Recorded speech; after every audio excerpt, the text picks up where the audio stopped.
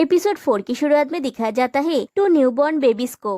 माई और मॉन दोनों का जन्म सेम डे सेम हॉस्पिटल में हुआ था।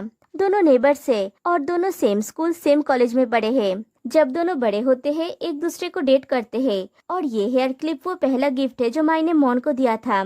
माई पढ़ाई के लिए ऑस्ट्रेलिया जा रहा होता है तो वो चाहता है कि मॉन भी उसके साथ वहाँ पे जाके अपना पढ़ाई कंप्लीट करे, लेकिन मॉन कहती है कि वो अपने पेरेंट्स को छोड़ के अब्रॉड में जाके पढ़ाई करना अफोर्ड नहीं कर सकती और वो अपने शॉप को छोड़ के नहीं जा सकती और माई को यहाँ पे रहने के लिए कहती है। माई कहता है कि उसका फैमिली ऑलरेडी अब्रॉड में जा चुका है और उन्होंने उसके वहाँ पे पढ़ने की सारी तैयारी कर चुके हैं। मॉन कहती है कि उसे कोई परवाह नहीं है और अगर माई ये रिलेशन रखना चाहता है तो उसे लॉन्ग डिस्टेंस रिलेशनशिप रखना होगा। माइक कहता है जब मैं यहाँ पे रहता हूँ तभी तुम मेरे पीठ पीछे दूसरे लड़कों से बात करते हो, लॉन्ग डिस्टेंस रिलेशनशिप कैसे काम करेगा। मॉन कहती है तुम्हारी अनिश्चितता के कारण ये काम नहीं करेगा और उसका हेयर क्लिप लौटा देती है। माइक कहता है ये वो पहला गिफ्ट है जो मैंने तुम्हें दिया था। मॉन कहती है मुझे और ये नहीं चाहिए। जब हम पास पास रहते हैं तब भी तुम्हें मुझ पे भरोसा नहीं है। अगर हम अलग अलग देश में रहे तो ये रिश्ता काम नहीं करेगा। अच्छा होगा कि हम इसे अभी खत्म कर दें। माइक कहता है तुम नए लड़के को डेट करने का इंतजार नहीं कर सकते है ना, फाइन लेट्स ब्रेकअप। और ऐसे दोनों में ब्रेकअप हो जाता है। कहानी 5 साल बाद मतलब प्रेजेंट में आती है। मॉन अपना शॉप चला रही होती है और उसकी दुकान में कस्टमर्स की भीड़ लगी होती है। एक कस्टमर कहता है तुम्हारी कुकिंग स्किल तुम्हारे फादर के जितना ही अच्छा है। वो कस्टमर जाने के बाद कोई आके कहता है तुम नूडल्स बनाने में इतने बिजी हो कि तुम्हारे बाल मेसी हो गए और उसे वही हेयर क्लिप देता है और वो माई होता है और 5 साल बाद दोनों में पैचअप हो जाता है। इधर बॉस अब अपने डॉक्टर फ्रेंड को ये बताता है कि उसने ज्यूएट को उसके कॉन्डो पे रेंट पे रहने दिया है। उसका फ्रेंड पूछता है अब तुम हुकअप के लिए लड़कियों को कहाँ ले जाओगे। बॉस कहता है होटल्स उपलब्ध है, वैसे भी मैं इन दिनों बिजी हूँ। उसका फ्रेंड कहता है तुम एक लुच्चे इंसान हो। बॉस कहता है किसे पता शायद मैं भी दूसरों की तरह एक अच्छा इंसान बन जाऊँ। और उसे याद आता है जब ज्यूएट ने कही थी तुम काफी अच्छे इंसान हो। उसका फ्रेंड कहता है ज्यूएट को अपना वर्क पार्टनर बनाने के बाद तुम एक अच्छा इंसान बन गए हो। तभी ज्यूएट आ जाती है और बॉस फोन काट देता है। बॉस पूछता है तुम इतने खुश क्यों हो। ज्यूएट कहती है मैं सुबह उठी, जिम गई, स्विमिंग किया और गार्डन में एक वॉक लिया, thank you so much. Boss पूछता है तुम मुझे थैंक यू क्यों कह रही हो। ज्यूएट कहती है मुझे अपना कॉन्डो रेंट पे देने के लिए मैं आपकी काइंडनेस को रिपे करने के लिए कड़ी मेहनत करूंगी। बॉस कहता है हमारे काम के साथ गड़बड़ मत करना। ज्यूएट कहती है ये डिनाई करने की कोशिश मत करो, तुम्हें ये पसंद है ना। बॉस पूछता है क्या पसंद है। ज्यूएट खुद को दिखाती है और फिर कहती है यही कि मैं तुम्हारा पार्टनर हूँ। बॉस कहता है उसने तुम्हें हायर किया है, मैं क्या कर सकता हूँ। मेरी सहानुभूति पाने के लिए तुम्हें कड़ी मेहनत करनी होगी, ब्रीफिंग में चलो। फिर वो दोनों ऑफिस के अंदर चले जाते हैं। नट कहती है हमारा नेक्स्ट टारगेट है माई और मॉन। उनका ब्रेकअप हो गया था लेकिन उनका रिश्ता फिर से जुड़ गया और अभी वो पहले से ज्यादा लवी डबी हो गए हैं। जेट कहती है हमारा काम है उनके बीच की रोमांस को खत्म कर देना और उन दोनों को अलग कर देना, कभी वापसी नहीं, राइट। नट मजाक करके पूछती है अरे कौन हो तुम। जेट कहती है मैं जेट हूँ, और कौन हो सकता है। बॉस पूछता है तुम दोनों मजाक करना बंद करोगे। जेट पूछती है इस बार हमारा क्लाइंट कौन है। नट कहती है क्लाइंट हमें मुंह मांगा पे करने को तैयार है लेकिन वो गुमनाम रहना चाहता है। शायद क्लाइंट को दोनों में से एक पर क्रश है। क्लाइंट ने हमें कहा है कि हम मॉन के वीक पॉइंट्स पे अटैक कर सकते हैं। मॉन की 3 वीक पॉइंट्स है, मैंने तुम्हें मेल कर दिया है। जेट कहती है उनका प्यार एक समय टूट गया था, इसे फिर से तोड़ना मुश्किल नहीं होगा। फिर दिखाया जाता है कि माई और मॉन एक रेस्टोरेंट में जाते हैं। माई कहता है लंच टाइम हो गया है, तुम क्या खाना चाहती हो। मॉन कहती है कुछ भी। माई उसे कुछ ऑप्शन देता है तो मॉन कहती है मुझे इनमें से कुछ भी पसंद नहीं है। माई पूछता है तो तुम क्या खाना चाहती हो। मॉन कहता है इन तीनों के अलावा कुछ भी। माई कहता है एक काम करते हैं, हम दोनों ही एक एक खाने को चूज करते हैं जो हम खाना चाहते हैं और रॉक पेपर सीजर से डिसाइड करेंगे। फिर दोनों एक एक खाना चूज करते हैं और रॉक पेपर सीजर खेलते हैं। माई हार जाता है। मॉन पूछती है तुमने जानबूझकर हारा है ना। माई कहता है अगर मैं ऐसा नहीं करता तो हम कैसे डिसाइड करते कि हमें क्या खाना है। मॉन कहती है मैं तुमसे तंग आ चुकी हूँ, तुम हमेशा मेरी माइंड पढ़ लेते हो। माई कहता है मैं बाथरूम से आता हूँ। वो दोनों बातें कर रहे होते हैं और ज्यूएट और बॉस एक डिवाइस के जरिए उन दोनों की बातें सुन रहे हैं। माई वॉशरूम चला जाता है और मॉन अकेली खड़ी हुई होती है। जेट कहती है मॉन की पहली वीक पॉइंट है उसे दूसरे लड़कों से चैट करना पसंद है। मैंने उसके फेसबुक पर तब से झांका है जब से वो दोनों डेट कर रहे हैं। बहुत सारे लड़कों ने उसके पोस्ट पर फ्लर्टिंग कमेंट्स किए थे। उसने सारे कमेंट्स के रिप्लाई किए हैं। शायद इस वजह से माई अपसेट था। वो बहुत जेलस था और वो हमेशा गाना पोस्ट करके उसके जरिए अपना फ्रस्ट्रेशन निकालता था। बॉस पूछता है तुम्हारा प्लान क्या है? जेट कहती है मैं एक फेक अकाउंट के जरिए उसके साथ फ्लर्ट करूंगी। बॉस देखता है अकाउंट का नाम है mister handsome and wealthy. Boss कहता है ये नाम कितना घटिया है, कौन इसके झांसे में आएगा? जेट कहती है प्रोफाइल फोटो अच्छी है, यही एनफ है। बॉस देखता है कि उसी का फोटो लगा हुआ है। जेट मैसेज करती है तो दूसरी तरफ से रिप्लाई आता है। जेट पूछती है आप पोर्क नूडल्स शॉप का ओनर है ना? मॉन कहती है हाँ। जेट मैसेज करती है मैंने आपको एक शॉप रिव्यू में देखा था, मैं आपका नूडल्स टेस्ट करना चाहता हूँ। तभी बॉस कहता है तुम्हारा मैसेज कभी काम नहीं करेगा और वो मैसेज करता है रिव्यू में कहा गया था कि नूडल्स डिलीशियस है और ओनर भी क्यूट है। मॉन मैसेज करती है ये सच है, मैं इस पर बहस नहीं करूंगी। जेट बॉस से पूछती है क्या ये बहुत स्पष्ट नहीं था? फिर खुद मैसेज करती है आप इतने कम एज में इतना सक्सेसफुल बिजनेस चला रहे हैं, आप कितने टैलेंटेड है। मॉन मैसेज टाइप कर रही है तभी माई आके पूछता है तुम किससे चैट कर रही हो? मॉन कहती है एक कस्टमर से। माई पूछता है लड़का? मॉन हाँ कहती है। माई पूछता है तुम दोनों किस बारे में बात कर रहे थे? मॉन पूछती है क्यों, क्या तुम फिर से बिना कारण के झगड़ा शुरू कर दोगे? माई हंसता है और कहता है नहीं, अगर ये 5 साल पहले होता तो हम बहुत बड़ी लड़ाई करते, लेकिन अब मैं समझ चुका हूँ कि तुम एक सिंपली फ्रेंडली इंसान हो। ये विक्रेताओं की एक साधारण विशेषता है। प्रॉब्लम तुम नहीं हो, असली प्रॉब्लम है वो कस्टमर। क्या मैं तुम्हारा फोन देख सकता हूँ? मॉन उसको फोन देती है।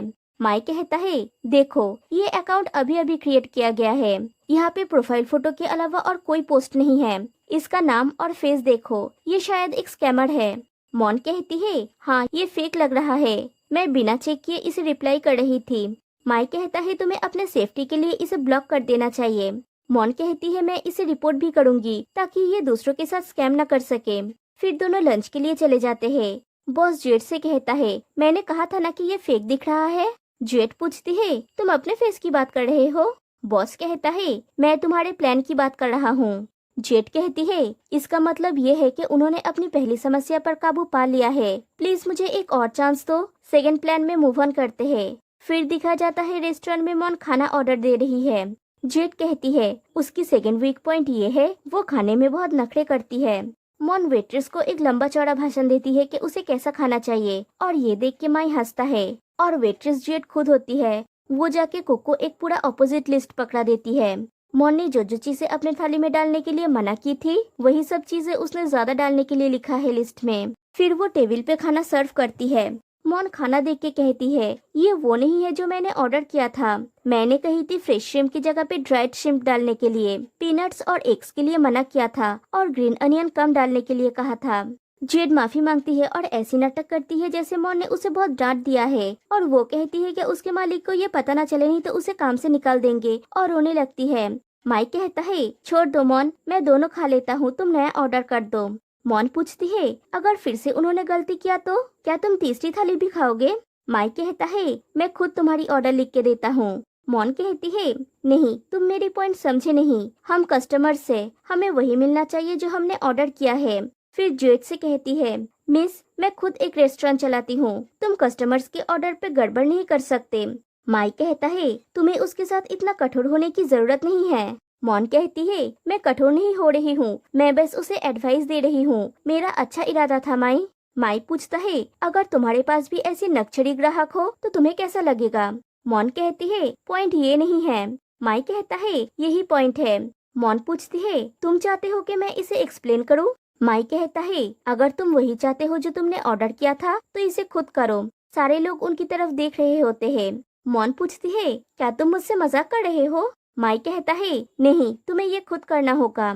फिर वो खुद खाना बनाना स्टार्ट करता है और कहता है ऐसा लग सकता है कि मॉन खाने के मामले में नखरा करती है जिसका डिमांड बहुत हाई है, लेकिन रियल में उसके अपने कारण है। और दिखाया जाता है 8 साल पहले माई मॉन के लिए अपने फेवरेट रेस्टोरेंट से खाना लेके आता है। मॉन वो खाना खाती है और उसे बहुत अच्छा लगता है, लेकिन उससे उसके बॉडी में एलर्जिक रिएक्शन हो जाता है। लेकिन वो नहीं जानती थी कि उसकी एलर्जी की असली कारण क्या है। वो खुद को एक्सप्लेन करना पसंद नहीं करती। जिस समय हम अलग थे मैंने एलर्जी के बारे में और भी ज्यादा पढ़ाई किया। मुझे नहीं लगता कि उसे फूड एलर्जी है, बल्कि ये खाने के प्रति सेंसिटिविटी है। फूड सेंसिटिविटी के लक्षण आमतौर पर तुरंत प्रकट नहीं होते। इसके लक्षण शो होने में कुछ समय लगता है, इसलिए पेशेंट को इस बात का पता नहीं होता कि इसका कारण क्या है। माई डिश रेडी करके मॉन को देता है और कहता है खाना खत्म करने के बाद हॉस्पिटल चलते हैं। मैंने तुम्हारे लिए एक फूड सेंसिटिविटी टेस्ट बुक किया है। मैंने तुम्हारे लिए अपॉइंटमेंट पहले ही ले लिया है। मुझे तुम्हारी परवाह है मॉन, ठीक वैसे ही जैसे तुमने आज के लंच के लिए सीक्रेटली थाई खाना चुनने की कोशिश की थी ताकि मैं अपना फेवरेट खाना पैड थाई विद श्रिम्प खा सकूं। मुझे पता है तुम भी मेरी परवाह करते हो। जेड भी उनका प्यार देख के इम्प्रेस हो जाती है। तभी बॉस आके उसे धक्का देता है। जेट कहती है हमारे पास अभी भी उसकी लास्ट वीक पॉइंट है, इस बार तुम्हें मेरी हेल्प करनी पड़ेगी। फिर मॉन की नूडल शॉप दिखाया जाता है। उसके मॉम डैड वहाँ पे काम कर रहे होते हैं। मॉन वहाँ पे आती है और वो भी काम करने लग जाती है और एक कस्टमर उसको देख रहा होता है। मॉन की डैड ये देखते हैं और अपने पॉर्क काटने का औजार उसके टेबल पे फेंकते हैं। जेट कहती है उसकी लास्ट वीक पॉइंट है उसकी ओवर प्रोटेक्टिव फादर, और उसका डैड कहते हैं सॉरी, जब मैं पॉर्क काट रहा था ये मेरे हाथ से फिसल गया। उसकी मॉम कहती है तुमने उसे डरा दिया। तभी वहाँ पे माई आता है और मॉन के मॉम डैड को हेलो कहता है और कहता है मैं आपके लिए स्नैक्स लाया हूँ। मॉन की डैड कहते हैं उसे वहाँ पे रख दो। माई वो रखने जाता है और देखता है उसने ऑस्ट्रेलिया से आते वक्त उन लोगों के लिए जो गिफ्ट लाया था वो वैसे ही पड़ा हुआ है। माई मॉन के डैड से पूछता है क्या आपको वो गिफ्ट्स पसंद आए जो मैंने ऑस्ट्रेलिया से लाया था। मॉन की डैड कहते हैं मैंने उसे अभी तक खोला नहीं है, शॉप में इतना काम रहता है कि मैं बहुत बिजी हूँ। माई पूछता है तो मैं आपकी कोई मदद करूँ। मॉन की डैड कहते हैं जो चाहे करो, लेकिन मेरे करीब मत आना, तुम मेरे रास्ते में आ जाओगे। तभी मॉन की मॉम कहती है माई क्या तुम वो डिशेस पीछे ले जा सकते हो ताकि वर्कर्स इसे क्लीन कर सके। माई वैसा ही करता है और पीछे बर्तन धो रही है जेट।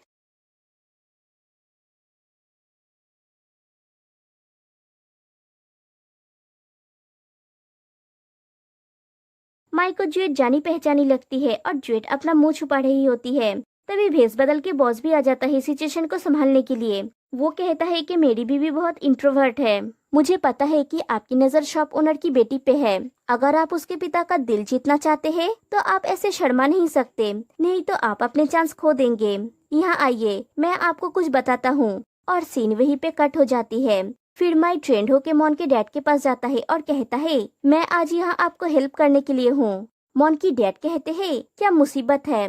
मॉन की मॉम मॉन की डैड से कहते हैं अगर तुम उससे अच्छे से बात करोगे तो अच्छा होगा, ज्यादा हेल्प मिलना तो अच्छी बात है। सैटरडे को शॉप आमतौर पर बहुत बिजी रहता है। माई कहता है मैं काउंटर अरेंज करने में आपकी हेल्प करता हूँ। मॉन की मॉम कहती है ग्रेट, इससे हम एक दूसरे को जान पाएंगे।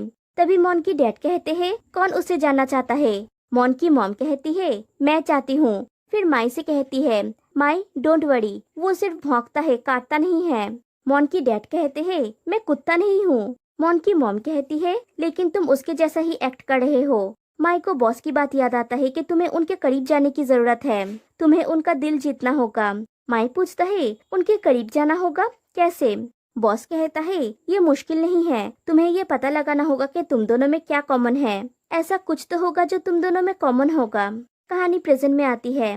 माई मॉन के डैड से कहता है मेरे पेरेंट्स ने भी ऑस्ट्रेलिया में रेस्टोरेंट खोला है, मैं हमेशा उनके रेस्टोरेंट में हेल्प करता हूँ। मॉन की डैड पूछते हैं फॉरेन में थाई खाना बेचना, क्या फॉरेनर्स को ये पसंद भी है। माई कहता है हमारा रेस्टोरेंट काफी अच्छा चल रहा है। मॉन की डैड पूछते हैं तुम्हारे रेस्टोरेंट में कितने टेबल्स है। माई कहता है कोई टेबल नहीं है, हम सिर्फ डिलीवरी करते हैं। आपके शॉप में भी डिलीवरी सर्विस है, हम में कुछ तो कॉमन है डैड। मॉन की डैड कहते हैं डिलीवरी सर्विस मॉन का आइडिया था, मेरा नहीं। मुझे ये आइडिया पसंद नहीं है। खाने का स्वाद तब सबसे ज्यादा अच्छा होता है जब वो ताज़ा ताज़ा पकाया गया हो, वो तभी खा लेना चाहिए। डिलीवरी से उसका टेस्ट खराब हो जाता है। माई पूछता है आप पॉट कहाँ से ऑर्डर करते हैं। मॉन की डैड कहते हैं ऑर्डर, मैं सुबह जल्दी उठता हूँ मार्केट से इसे खरीदने के लिए, इस तरह मुझे बेस्ट क्वालिटी पॉर्क मिलता है। इसमें भी मिसमैच हो गया। फिर एक कैलकुलेटर देख के माई कहता है मेरे शॉप में भी ऐसा कैलकुलेटर है। मॉन की डैड कहते हैं आमतौर पे मैं इसे एक पेपर वेट की तरह यूज करता हूँ। किस तरह के वेंडर्स को कैलकुलेटर की जरूरत होती है, तुम अपने दिमाग में कैलकुलेट क्यों नहीं कर सकते। कैलकुलेटर यूज करने का मतलब टाइम वेस्ट करना है। फिर पेपर देख के माई कहता है, मेरे रेस्टोरेंट में भी सेम साइज के पेपर यूज होते हैं, आप इसे ऑर्डर लिखने के लिए यूज करते हैं, है ना? मॉन की डैड कहते हैं, ऑर्डर लिखना? मुझे ऑर्डर्स याद रहता है। अगर तुम कस्टमर्स के ऑर्डर को याद नहीं रख सकते तो तुम्हें रेस्टोरेंट नहीं चलाना चाहिए। मॉन की मॉम पूछती है, तुम किस बात से परेशान हो?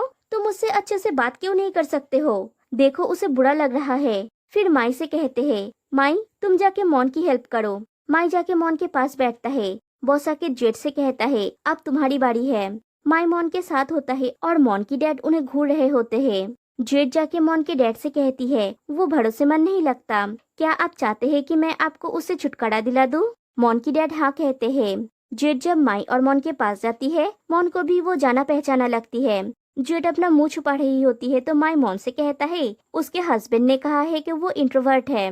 जेट कहती है, शॉप ओनर ने मुझे कहा आपको ये देने के लिए, और माई को एप्रन दे के वहाँ से चली जाती है। माई एप्रन पहनता है तो उसके पॉकेट में से कॉकरोच निकलता है। माई उछल पड़ता है और सारी सब्जी गिर जाती है। मॉन उसे देख के हंसने लगती है और कहती है, तुम इतना बड़ा होके कॉकरोच से डर रहे हो? तुम्हारा कूल इमेज बर्बाद हो गया। उसके बाद बॉस आके माई को मॉप देते हुए कहता है, अगर तुम उन्हें शॉप क्लीन करने में हेल्प करोगे तो तुम जरूर उनका दिल जीत पाओगे। माई जाके थोड़ी जगह पे मॉप करता है तो देखता है वो जगह स्लिपरी हो गया है।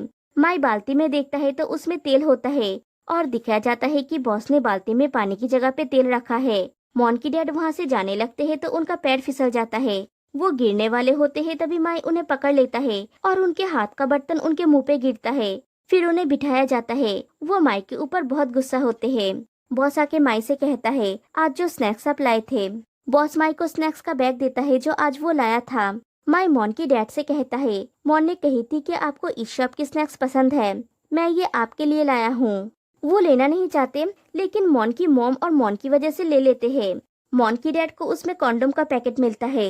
माई को तो समझ में नहीं आता कि इसमें ये कैसे आया, लेकिन मॉन की डैड गुस्सा हो जाते हैं और पूछते हैं, तुम्हारी मेरी बेटी के साथ क्या करने का प्लान है? निकल जाओ हमारे शॉप से। मॉन उसे लेके बाहर जाने लगती है और मॉन की मॉम उसके डैड को शांत करने की कोशिश करती है, लेकिन माई रुक जाता है और कहता है, मैं नहीं जाऊंगा। वो मॉन की डैड के पास जाके कहता है, मुझे नहीं पता कि वो कॉन्डोम्स वहाँ पे कैसे आया। अगर आप मुझसे पूछते हैं कि क्या मेरी आपकी बेटी के साथ कुछ करने का प्लान है, तो हाँ है, इसलिए मैं वापस आया हूँ। मुझे आपसे एक इम्पोर्टेंट बात करनी है। मैं आपकी बेटी से शादी करना चाहता हूँ। मैं उसे अपने साथ ऑस्ट्रेलिया ले जाना चाहता हूँ। मेरा वहाँ पे बिजनेस है, मैं खुद का और उसका ख्याल रख सकता हूँ। क्या आप मुझे अपनी बेटी का हाथ देंगे? मॉन की डैड मॉन से पूछते हैं, तुम्हें क्या लगता है? मॉन पूछती है, आपको क्या लगता है? मॉन की डैड कहते हैं, अगर ये वही आदमी है जिसे तुम प्यार करते हो, अगर वो एक अच्छा इंसान है, अगर वो तुम्हारा ख्याल रख सकता है, तो मुझे चिंता करने की कोई जरूरत नहीं है। मॉन की डैड उन्हें शादी करने का परमिशन दे देते हैं और जेट और बॉस का प्लान फेल हो जाता है। मॉन जब माई को बाहर छोड़ने आती है, वो पूछती है, हम सच में साथ में होंगे, है ना? माई कहता है, हाँ। फिर पूछता है, मॉन मैं तुमसे कुछ पूछूं? मॉन पूछती है, क्या? माई कहता है, रॉक पेपर सीजर खेलते हैं, अगर मैं जीता क्या मैं तुम्हें किस कर सकता हूँ? मॉन कहती है, पागल हो क्या, ये मेरे घर का फ्रंट साइड है। माई कहता है, प्लीज मैं ये करना चाहता हूँ, लेकिन माई हार जाता है। मॉन कहती है, तुम हमेशा पेपर लेते हो तो कैसे जीतोगे? माई उसके कान के पास जाके पूछता है, क्या तुम चाहते हो कि मैं जीतूं? मॉन कहती है, नहीं, मैं जीती तो क्या मैं अपना प्राइज ले सकती हूँ? और वो जाके माई के लिप्स पे किस करती है और बॉस और जेट चुपके से ये देख रहे होते हैं। जेट कहती है, मुझे भी ये चाहिए। बॉस पूछता है, तुम किसके बारे में बोल रहे हो? क्या तुम्हें पता है कि तुम्हारा प्लान फेल हो रहा है? जेट कहती है, तुमने सही कहा, हम उनकी ब्रेकअप कराने की कोशिश कर रहे हैं, लेकिन उसके वजह उनकी शादी होने वाला है। वो और भी ज्यादा एक दूसरे से प्यार करने लगे हैं। हमने मॉन की सारे वीक पॉइंट्स यूज कर लिए, इसके अलावा हम और क्या कर सकते हैं? बॉस कहता है, कुछ चीजें हैं जो हम कर सकते हैं, हमें बस अपना टारगेट चेंज करना होगा। अब मेरे काम करने की बारी है। फिर दिखाया जाता है, एक दिन मॉन माई से कहती है, आज मुझे शॉप का ख्याल रखना होगा, मैं बाहर नहीं जा सकती। माई कहता है, कोई बात नहीं, मैं शाम को तुमसे मिलने आऊंगा।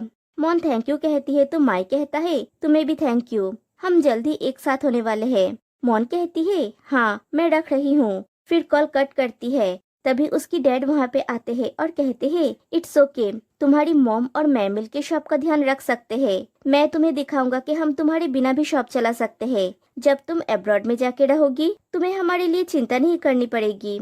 लेकिन फिर जब दुकान में कस्टमर्स की भीड़ होती है, एक कस्टमर आके कहते हैं आज नूडल्स का टेस्ट अलग था। मॉन की डैड कहते हैं मैं आपको दूसरा बना के दे रहा हूँ। वो कस्टमर कहते हैं मेरे पास टाइम नहीं है। वो कस्टमर चले जाने के बाद मॉन की डैड खुद टेस्ट करते हैं और देखते हैं कि सच में टेस्ट अलग है। और दिखाया जाता है जब बहुत ज्यादा भीड़ होता है वो शुगर के साथ सॉल्ट मिला देता है।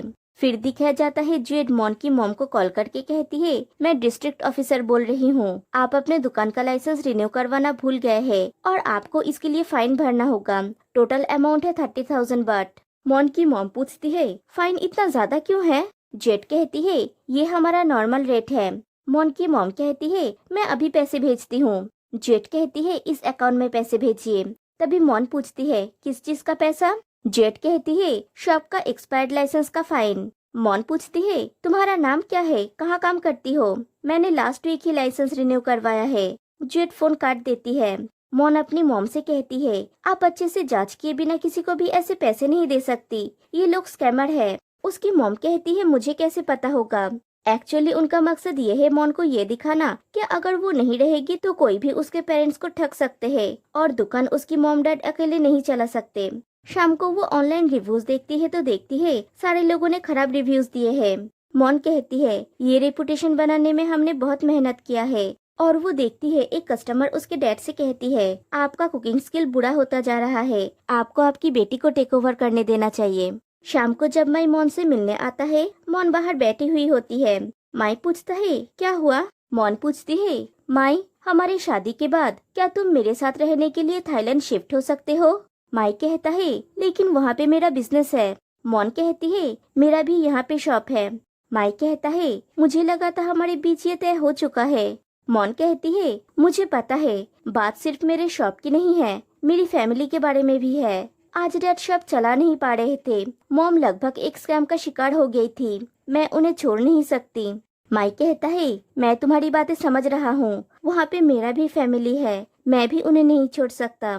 मॉन कहती है अब हमें क्या करना चाहिए? रॉक पेपर सीजर्स से डिसाइड करते हैं। अगर तुम जीते तो मैं तुम्हारे साथ ऑस्ट्रेलिया जाऊंगी और अगर तुम हारे तो हम यहाँ पे रहेंगे, ओके? लेकिन हर बार दोनों सीजर चुनते हैं और टाई हो जाता है। माई मॉन का हाथ पकड़ लेता है और पूछता है क्या तुम श्योर हो? मॉन हाँ कहती है। माई कहता है हम एक दूसरे से फिर कभी नहीं मिलेंगे, प्लीज मेरे साथ चलो। मॉन ना कहती है और उसका दिया हुआ हेयर क्लिप उसे फिर से लौटा देती है। माई कहता है तुम इसे अपने पास रखो, तुम एक नूडल कुक हो, तुम्हें अपना बाल मेसी नहीं होने देना चाहिए। और उसके हेयर पे क्लिप लगा देता है। मॉन सॉरी कहती है तो माई कहता है तुम्हें माफी मांगने की जरूरत नहीं है, ये तुम्हारी गलती नहीं है, किसी की भी गलती नहीं है। मॉन कहती है गुड लक। माई कहता है तुम्हें भी। माई चला जाता है और मॉन रोने लगती है। उनका ब्रेकअप देख के जेड भी अपसेट हो जाती है। बॉस पूछता है क्या हुआ? जेड कहती है मुझे अजीब फील हो रहा है। बॉस कहता है वो शायद इसलिए क्योंकि तुम कई दिनों से कड़ी मेहनत कर रहे हो, शायद तुम्हारे बॉडी को क्लोरीन की जरूरत है, तुम्हें जाके स्विमिंग करनी चाहिए। जेड कहती है मुझे भी यही लगता है। नेक्स्ट डे ब्रेकअप सर्विस की ऑफिस में जेड आती है तो वो एकदम फ्रेश होती है। वो आके वहाँ पे मॉन को देख के चौंक जाती है। मॉन कहती है आपके पेमेंट सिस्टम में कुछ एरर हो गया था, इसलिए मैं लास्ट पेमेंट देने आई हूँ। जेड पूछती है आपका मतलब क्या है? मॉन कहती है मैं ही इस केस की गुमनाम क्लाइंट हूँ। जब आप पैड थाई रेस्टोरेंट के वेटर के भेस में थे या फिर डिस्ट्रिक्ट ऑफिस के ऑफिसर के रूप में, मैंने पहचान लिया था कि आप इसी कंपनी से हैं, इसलिए मैंने आपके साथ कोऑपरेट किया। जेड पूछती है आपने ये क्यों किया? मॉन कहती है मैं इस रिलेशनशिप को खत्म करना चाहती थी, कम से कम दर्द तो नहीं बढ़ेगा। हम एक दूसरे से कितनी भी प्यार क्यों ना करें, लेकिन हमारे जीवन की परिस्थितियाँ बहुत अलग है। ऐसा कोई भी तरीका नहीं है जिससे ये ठीक होगा। मुझे पता था कि मैं उससे ब्रेकअप करने के लिए काफी स्ट्रांग नहीं हूँ, इसलिए मैंने ब्रेकअप सर्विस को हायर किया। थैंक यू, आपने बहुत अच्छा काम किया। ये मेरे शॉप के नूडल्स है, इस बार इसका उतना बुरा टेस्ट नहीं है। और वो चली जाती है। जेड कहती है भले ही हमने उसका ब्रेकअप करवा दिया, फिर भी वो हमें थैंक यू कही। बॉस कहता है वो खुद उसके साथ ब्रेकअप करना चाहती थी, इसलिए उसने हमें हायर की थी। ये हमारी गलती नहीं है। तुम्हें काम और पर्सनल फीलिंग्स को अलग रखना सीखने की जरूरत है। मैंने तुमसे कहा था हमारा कोई भी मिशन इजी नहीं है और भी बहुत सारे टफ चीजें हमारे लिए वेट कर रहे हैं। हमने अपना मिशन कंप्लीट कर दिया है, तो तुम टीम ए हैंड साइन नहीं करने वाले हो, वो स्टूपिड हैंड साइन जो तुमने आविष्कार किया था। ज्यूट फिर भी अपसेट होती है। वो दोनों हैंड साइन करते हैं और ज्यूट पूछती है, पी बॉस, क्या सच में आपको कपल्स के बीच में ब्रेकअप करवा के कुछ फील नहीं होता? बॉस कहता है, नहीं, नूडल्स खाते हैं, और गर्म सूप गिर के उसका हाथ जल जाता है। ज्यूट एक और पैकेट लाके उसके हाथ के ऊपर रखती है और पूछती है, क्या ये जल रहा है? बॉस कहता है, ऑफ कोर्स, कैसा स्टूपिड क्वेश्चन है। ज्यूट कहती है, अच्छा है, एटलीस्ट तुम कुछ तो फील कर सकते हो। फिर उसके हाथ में बैंडेज कर देती है और बॉस उसे ही देख रहा होता है और एपिसोड 4 यहीं पे एंड हो जाती है। तो गाइस, आज के लिए बस इतना ही। एक और बात, मैं एस्ट्रोफिल की एक्सप्लेनेशन फिर से शुरू कर रही हूँ। तो फिर मिलते हैं नेक्स्ट वीडियो में, तब तक के लिए बाय बाय।